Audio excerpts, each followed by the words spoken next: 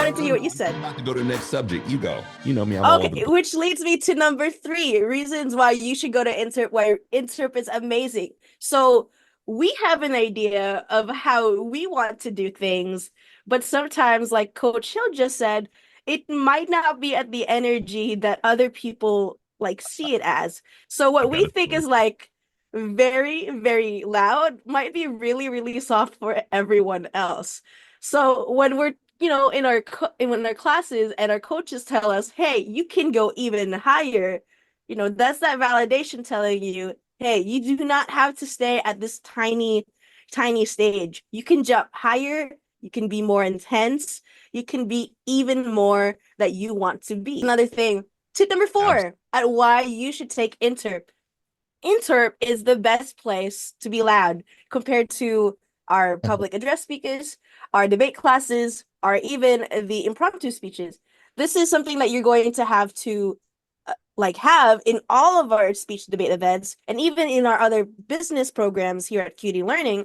But in Interp, you get to learn how to read the room, not just with your emotions, not just with your body language, but also with your vocal projection. Because the awesome thing about being an interp is there's a lot of opportunities to be loud. And once you go into competitions, you're going to notice that not every classroom that you get into is going to be the same size as your classroom during the week, not just in school, but also in QD learning. So you're going to have to learn how to adjust. You're going to have to learn how to adjust, especially because, for tournaments, it can be a really long day. You don't want to shout like so loud that you crack your voice, but you also don't want to shout you're so loud that you get super tired really quickly because the emotional aspects of interp can get really draining. So at the end of the day, you can tell that it's a good performance when you get a little bit tired because that's when you can tell that you've given 110% of everything into that performance. And that's what interp class is really about, giving 110% of your effort into practice and execution so that the audience can see the passion that you have for life. yeah, I tell people all the time the audience, whoever the audience is, whatever the situation is, the audience takes its cue from you. If you look nervous, audience gets nervous. If you look like you want to be there, you don't want to be there, or you're bored, that is how the audience will react. But if you are reacting or you are speaking with passion, people are going to respond to you with passion. Yeah. What is your favorite piece that you would give a student to really practice their emotional levels? Hmm.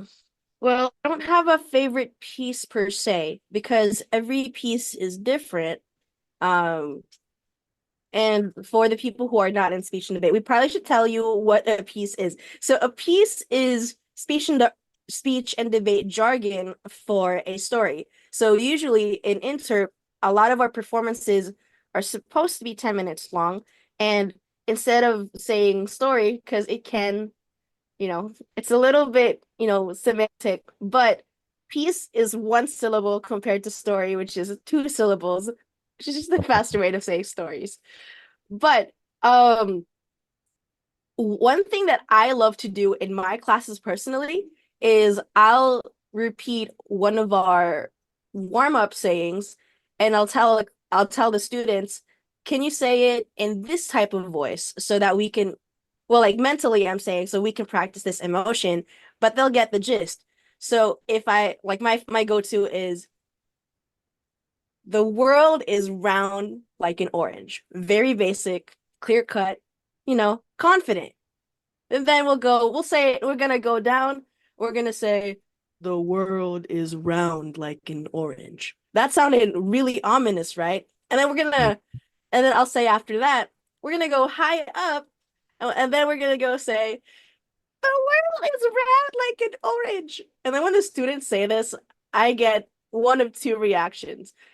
I get students who are like really giggly because they can't go that high. And Hmm. then I also get students who actually do try. And then they get brighter because they're like, oh, this is completely different from the really low and ominous and rough and tough one that we just had. So Hmm. that helps set up their emotions for the day, for the class, because in doing, in infusing tone emotional tonality in the small warm-ups, they get an idea without the over explaining. Oh, so we can do emotions in our speeches, not just in the very, formal ones, but also when we talk every single day, we can infuse emotions so that we can control the mood or like have a better say in how we want our conversations, our hangouts to go.